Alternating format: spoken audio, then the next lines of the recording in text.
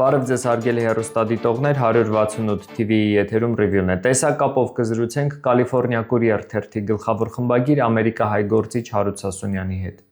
Բարև ձեզ, պարոն Սասունյան, շնորհակալ եմ, որ ժամանակ գտաք մեզ հետ զրուցելու համար։ Ամենայն սիրով։ Պարոն Սասունյան, նախ անդրադառնանք Իրանում եւ առհասարակ Մերձավոր Արևելքում առկա իրավիճակին, որը հետևանքն է Միացյալ Նահանգների եւ Իսրայելի հարձակման։ ԱՄՆ-ում Թրամփի քայլերը ոչ միանշանակ են գնահատվել, Սենատը նույնիսկ փորձում էր բանաձև ընդունել սահմանափակելով Թրամփի Իրանում հետագա ռազմական գործողություններ սկսելու լիազորությունները։ Ձեր դիտարկմամբ Թրամփն Իրանին հարվածելով ներքին եւ արտաքին ինչ խնդիրներ է փորձում լուծել եւ որքանով է հաջողվում։ Վերջին 1-2 օրերին բոլոր վերլուծաբանները ասում են, որ այս հարձակումը Իսրայելի համար է անում, Իսրայելի ուղղությամբ աջակցությամբ եւ ամերիկյան ժողովրդի չախչախիչ մեծամասնությունը մոտ 75% թեմ է պատերազմին, որտեղ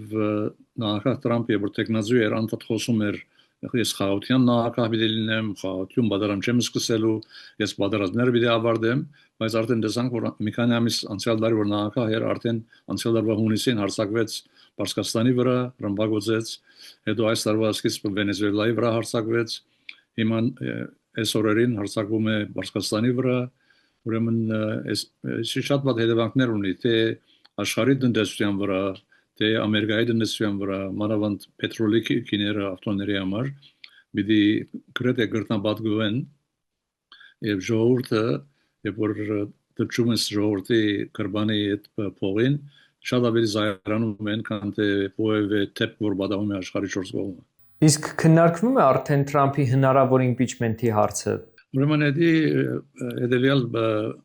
հարցը կա, ուրեմն քանի որ հանրապետականները որ Թրամփի ուսակցությունն են, մեծամասնություն են թե ներկայացական դան մեջ եւ թե սենատի մեջ, հիմա չեն կարող իմպիչմենտ անել,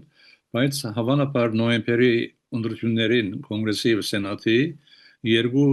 բալատներում լինեն մեծամասնություն դեմոկրատները այդ ժամանակ բավական վստահ եմ որ պիտի իմպիչմենտի հարձակի եւ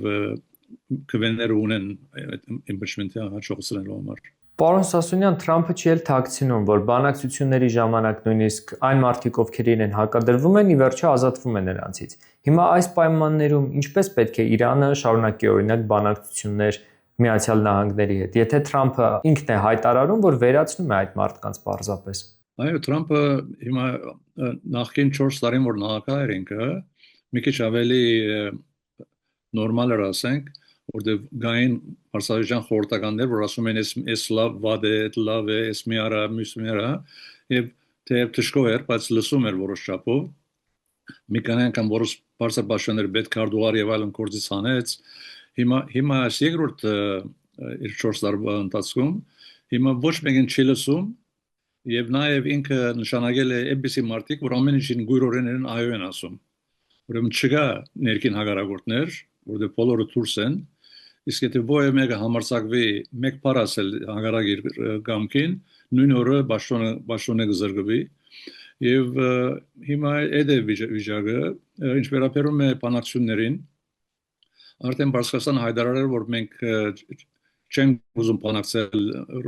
Թրամփի հետ, ինչ որ հասկանալի է, որտեղ ամբողջ երկիրը ռմբակոծում է եւ ահագին զոհեր ունեն, վնասվածքներ, ղեկավարները ահագին սպանվեցին։ Ուրեմն այդ կարելությունը հիմա չկա, անցյալին կար էդի, բայց հիմա չկա։ Այս պայմաններում Հայաստանում թրիփի իրագործումը ինչ խնդիրներ է ստեղծելու ձեր դիտարկմամբ։ Այս պատերազմը բավական մեծ հետևանքներ ունենալու աշխարհի 4 կողմը, տեսանք թե Պարսկաստանը ռմբակոծում է բոլոր գոլֆի երկրներին եւ նաեւ Իսրայելին եւ հիմա գույն այսի առաջին մի քանի օրերն են պատերազմին, բայց պատերազմը երկարելու է ըստ Թրամփին 4-5 շաբաթ, չեմ գիտի թե դա լստուկ է թե ոչ, բայց այդպես հայտարարեց, սկիզբը ասեց որ շատ կարճ կլինի, 1-2 օր կլինի, հետո մի շաբաթ, 2 շաբաթ, հետո եղավ 4-5 շաբաթ, որտեղ միշտ ինքը այդպես է անորոշ եւ միշտ միտքը փոխում է։ Հիմա եթե այս պատերազմը շարունակվի, ռումբերը շարունակվեն դեղալ թե Իսրայելի վրա, թե մյուս երկրների վրա, մի քանի վարգազներ կան այստեղ Ենե որքան որ պատերազմը ավելի թեժ լինի, կարող է նաև աստել գողի երկրների վրա, արդեն վերջին ժամերին մի պարսկական ռումբ ընկավ Թուրքիո մեջ, Դորտյոլի մեջ, դա առաջին անգամն էր, եւ թուրքերը խիստ զայրացած են, որտեղ չեն ուզում որ իրենք մասնակից լինեն պատերազմին։ Նաև կարելի է որ որոշ ռումբեր ընկնեն Ադրբեջանի վրա, Հայաստանի վրա, անշուշտ պիտի հայտարարեմ որ դա սխալմամբ եղել է, բայց այդքան սխալմամբ չի։ Իսկ ավելի վտանգավոր մի բան կա, որ վերջերս սկսավ ամերիկյան կառավարությունը սկսավ զինել քյուրդերին, Իրաքի քյուրդերին եւ Բաշկաստանի քյուրդերին, որովհետեւ ներքին խլորդում ստեղծեն եւ Բաշկաստանի բանակը սպասված բահեն, որ չկարողանա թիմադրել ովևէ ժողովրդային բորտկումի, ուրեմն այստեղ շատ մեծ վտանգ կա Հայաստանի համար, որտեղ երբ որ սկսում են քյուրդերուն զինել, որ քյուրդերը հարձակվեն բանակի վրա, ես իմ կարծիքով ենթադրում եմ, որ շուտով ամերիկացիները պիտի նաև մտածեն, որ այս երկիրը, որ մենք իրենք թունդհագարակ են, ուզում են ամեն տեսակի վնասներ տալ երկրին, հիմա որ սկսան քյուրդերուն զինել, այսինքն փորձում են երկիրը ներքին ծևով բարակտել, սին բաժան անել,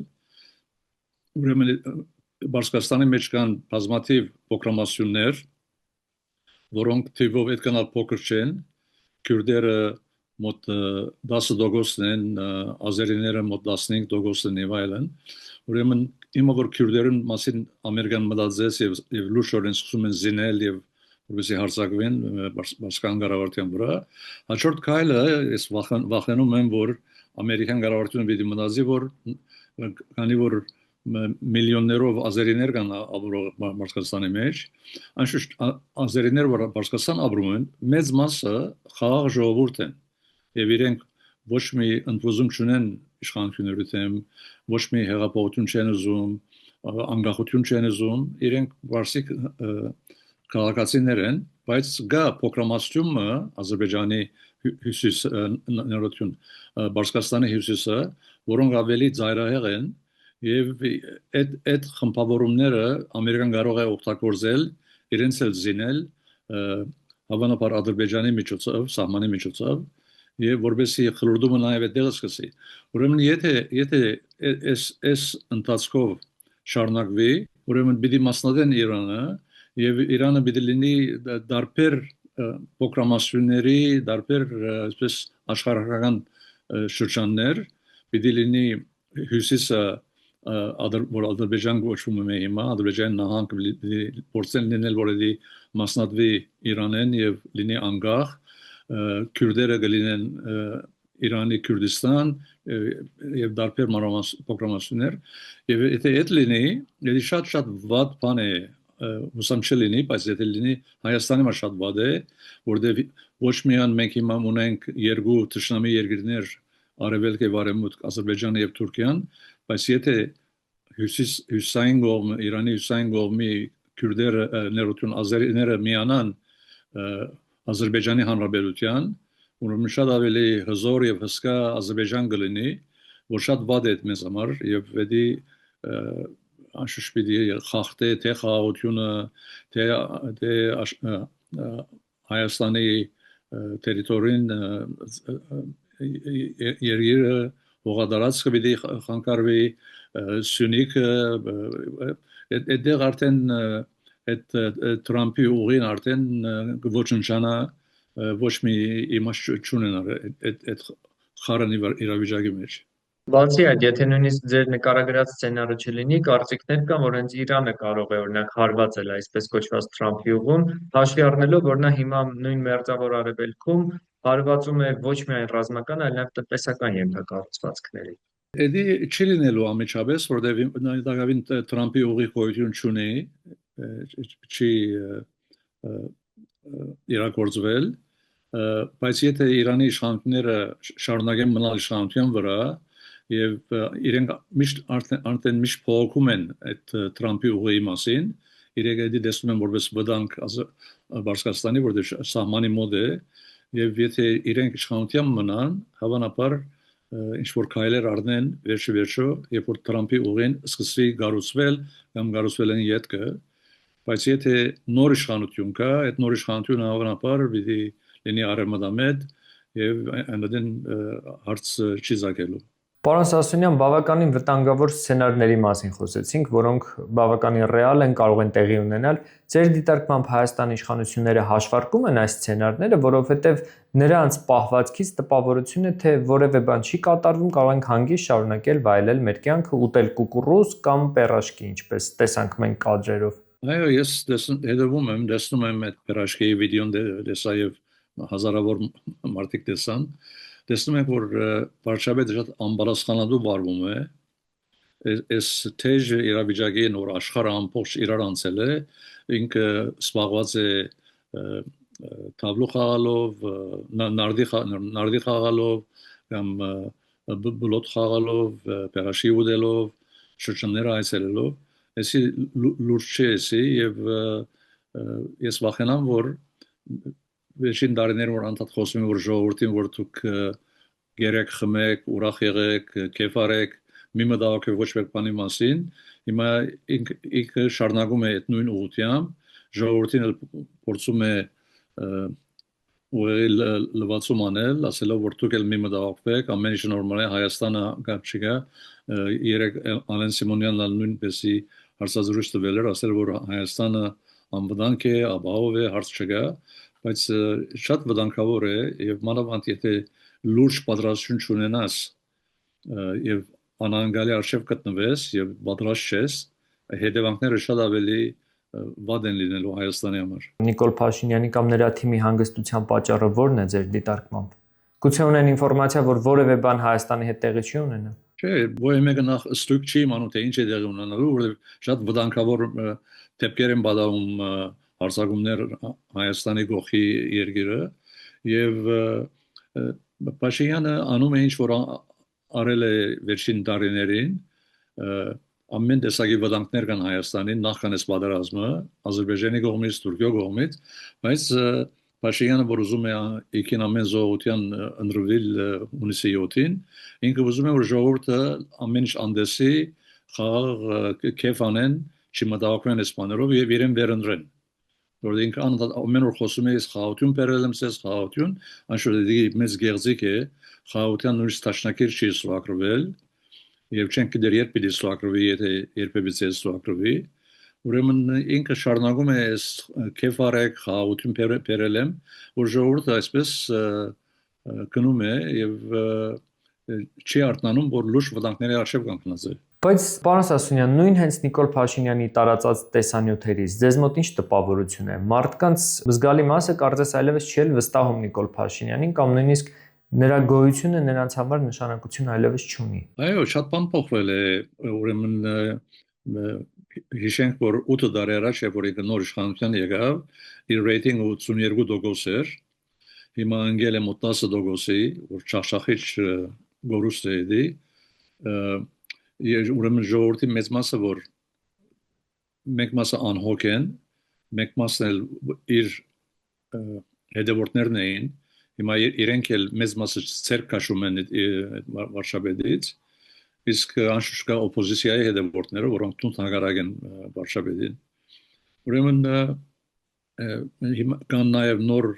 վարշապետի տեխնազուներ, նոր խմբավորումներ, edel անցնելու է ուրեմն չեմ կարող քուշակություն անել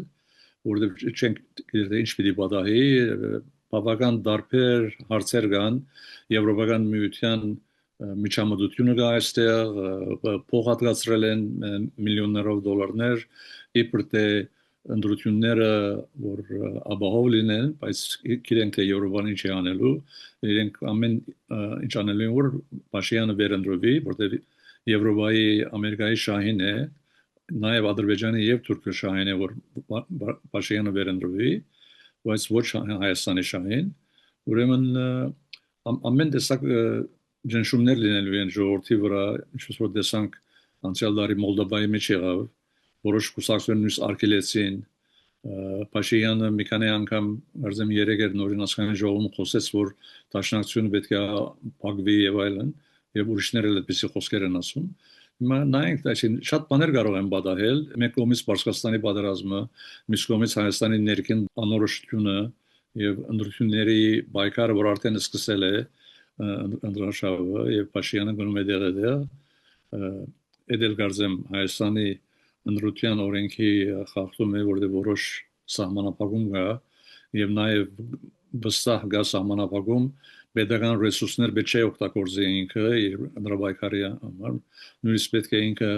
ժամանակավոր հրաժարական դա որպես տեխնազու եւ ոչ մի տեխնաբա ոչ մի շարասունով դեղ չկնա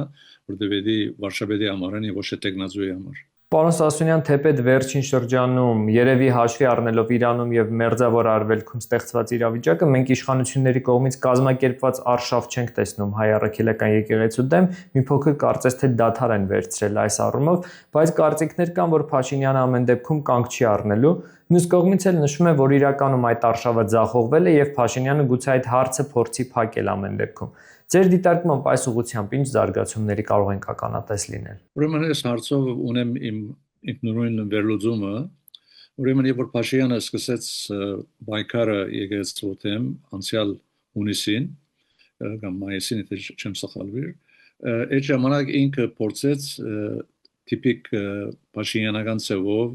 սպառնալիքներով, փորձելով վախեցնել գոչուղել որ հրաժարվի հրաժարական դա դուրս գա երբ որ դեսա որ դա չի աշխատում մերժումը վեհապարը չի հրաժարվում սկսավ ինքը որոշ մարդոց ցերպակալել եպիսկոպոսների պարսաժան գերականների եւ փանդարգել եւ փորձելով որ այդ ծավով եկեղեցին ներսից կփաշանի մի քանի եպիսկոպոսներ իրեն միացան 10 իրեն միացան եւ ինքը փորձում էր այդ 10 եպիսկոպոսներով խափանել այդ եպիսկոպոսած ժողովը որ Էշմիածի միտլիներ տեխնոպերին հետո եղավ Ավստրիա եւ վեապարնել արկելես որ դուրս գա երկրից ինչ որ մի գեզ ամբաստանության որ սпасելի էր ուրեմն հիմա տեսանք որ էդել չի աշխատում բայց Փաշինյանը շատ համառորեն շարունակում է իր մոլուցքը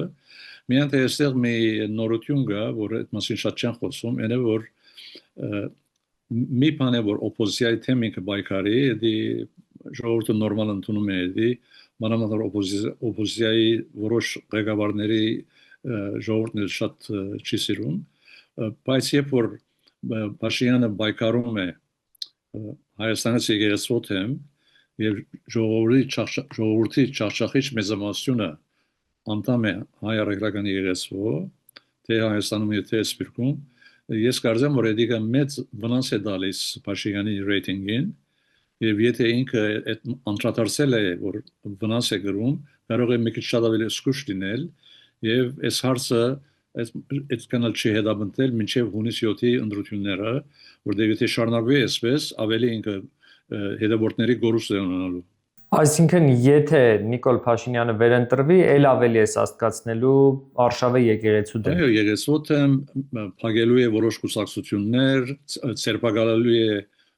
շատ մարդիկ, գերականներ եւ աշխարհականներ, նաեւ անշուշտ ինչ վերաբերում է սպիրկահայերուն, որոշ սպիրկահայեր, որոնք իրենք քննադատում են, ինքը արդեն սերծուցակի վրա դրել է այդ անունները եւ չի տոնում որ Հայաստան այցելեն։ Ուրեմն ոչ հայաստանցին